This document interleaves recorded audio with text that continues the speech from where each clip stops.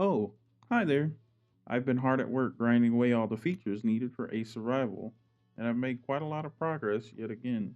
And that means it's time for a new devlog. So let's get into it. The first thing I did this week was to take all the asteroid logic that's currently in the game and throw it in the trash. But no worries, this code was always meant to be discarded. I was using this code just to test some of the features, but I always wanted to use a different system called an AI narrator instead. The concept of an AI narrator first came to me through games in the 4X genre. I don't know exactly where this system originated, but I first encountered it in the game Solaris. But what is it? An AI narrator is a system that controls the progression of the game using AI, but not the type of AI that we see today with generative content and LLMs, but old fashioned hard coded rule sets. Essentially, you give an AI a list of options, and then you can assign rules to those options for when they can happen. And then the AI chooses which one to spawn at runtime. This allows you to create lots of unique events while also preventing the stale feeling that comes from playing a game with linear progression. An example of an AI narrator is the node system in Slay the Spire. In this game, we can easily see that the AI randomly generates paths, and each node on that path is a randomly selected event where the options are hallway fights, elites, events, shops, chests, and rest points. These options are mostly random, but they clearly have some level of weight because you can very rarely see four or more elites on one path, and there's always at least one chest and a rest before the boss. So I got to work on making my narrator, which uses a combination of point buy, waiting, and conditions. Each of these systems work in tandem to create a much more enjoyable gameplay loop that also won't require me to spend endless hours balancing and designing waves.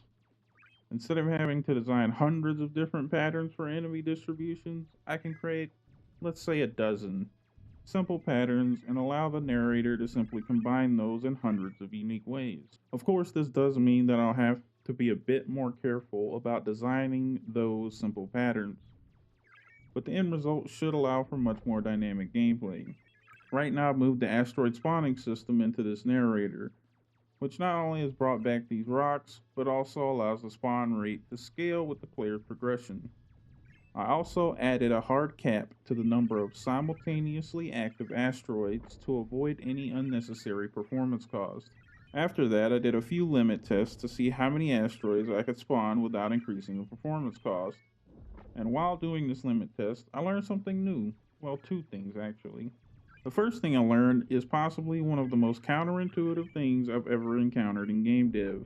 My game's performance is something I keep a routine eye on, and that's because I would much rather optimize often than have a mountain of optimization to do at the end of the project. So, one thing I've been keeping a close eye on is the cost of physics in my game. It's basically the only thing keeping my game from running at 800 FPS at all times. I had tried all the traditional knowledge like reducing collider complexity and turning off collisions that are not actively being used, but that just wasn't doing enough.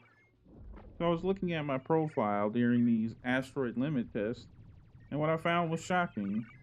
But before I get to what I saw, I need a small description of how I'm moving asteroids. Essentially, there are no mono behavior components on my asteroids. This was an early optimization I chose to do. Instead, I use a list of custom classes in my game controller to control each asteroid's movement. Iterating this list is significantly faster than running update loops on each asteroid via mono behavior. In this array, I was using transform.position to simply set the position of the object directly, and therein lies the problem. My discovery was that moving an object with colliders using transformed opposition causes physics to have to recalculate that object. So, how did I fix this? Well, the answer is very bizarre to me. I fixed this by adding 2D rigid body components to every single asteroid. Everything I've ever heard says that these components are very expensive, but the secret to unlocking performance was to use this component in conjunction with rigidbody.position instead of transform.position. This completely removed those expensive physics calculations that were happening from the project.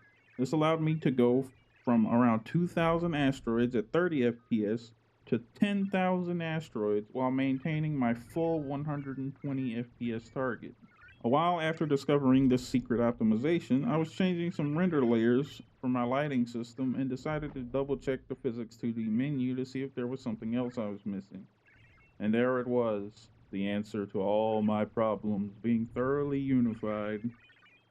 A single toggle to boost my performance by an ungodly amount, which for some unknowable reason was toggled off by default. I'll never understand why Unity does this with their engine. They add optimization features to the engine and then leave them turned off by default. It's so perplexing.